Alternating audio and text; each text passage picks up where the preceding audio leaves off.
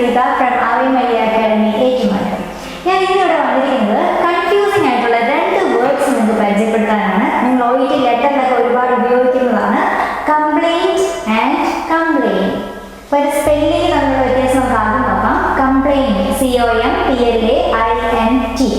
Complaint COMPLAIN. അർത്ഥം നോക്കുകയാണെങ്കിൽ എന്താണ്? നമ്മൾ പരാതി അല്ലെങ്കിൽ പരാതിപ്പെടുക എന്നുള്ള മീനിങ് ആണ് വരുന്നത്. അപ്പോൾ ഈ പരാതിപ്പെടുക ഇതേപോലെ തന്നെ വ്യത്യാസമാണ് ഇംഗ്ലീഷ് സ്പെല്ലിംഗിൽ വരുന്ന വ്യത്യാസവും. കംപ്ലൈന്റ് ആണെങ്കിൽ നമ്മളത് നൗൺ ആയിട്ട് യൂസ് ചെയ്യുന്നു, പരാതി എന്നുള്ള രീതിയിൽ. കംപ്ലൈന്റ് ആണെങ്കിൽ വേർബ് ആയിട്ട് യൂസ് ചെയ്യുന്നു, പരാതിപ്പെടുക, പരാതിപ്പെട്ടു എന്നുള്ള രീതിയിൽ. Complain COMPLAIN. അപ്പോൾ ഇത് നമുക്കിപ്പോൾ ചുമ്മാ എക്സാമ്പിൾ ആയിട്ട് നോക്കുകയാണെങ്കിൽ mister Mathew always complains about his neighbour. അപ്പോൾ എപ്പോഴും നെയ്ബറിനെ പറ്റി കംപ്ലൈൻറ്റ് ചെയ്തുകൊണ്ടേയിരിക്കുന്നു, പറഞ്ഞുകൊണ്ടേയിരിക്കുന്നു എന്നുള്ള രീതിയിലാണ് വരുന്നത്. അതൊരു വേർബായിട്ടാണ് യൂസ് ചെയ്യുന്നത്. ഇനി അത് നൗൺ ആയിട്ട് ആക്കുകയാണെങ്കിൽ എങ്ങനെ വരുന്നത്? Mister Mathew has always complaint about his neighbour.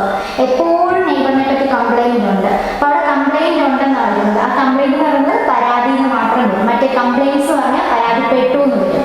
Okay, അപ്പോൾ നമുക്കിത് ഈസി ആയിട്ട് കണ്ടുപിടിക്കാൻ ഒരു ടിപ്പ് പറഞ്ഞുതരാം.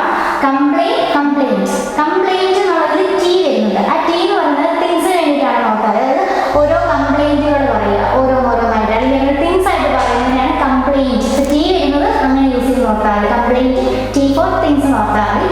തിങ്സ് ആൻഡ് കംപ്ലൈൻറ്റ് ടി ഇല്ലാത്തത് COMPLAIN കംപ്ലൈൻറ്റ് എന്നുള്ളതാണ് വേർബ് ഫോമിൽ നമ്മൾ യൂസ് ചെയ്യുന്നത്. ഹി കംപ്ലൈൻഡ് എന്നൊക്കെ വരുന്നത് വേർബായിട്ട് നമ്മൾ യൂസ് ചെയ്യും. ഇനി നമുക്ക് OET ലെറ്ററിനായിട്ടുള്ള എക്സാമ്പിൾ എടുക്കാം. ആദ്യം നമുക്ക് നൗൺ ആയിട്ടുള്ള ഒരു എക്സാമ്പിൾ നോക്കാം. അതായത് പരാതിയുടെ എന്നുള്ള രീതിയിൽ വരുന്നത്. അതിന്റെ സ്പെല്ലിംഗ് COMPLAINT.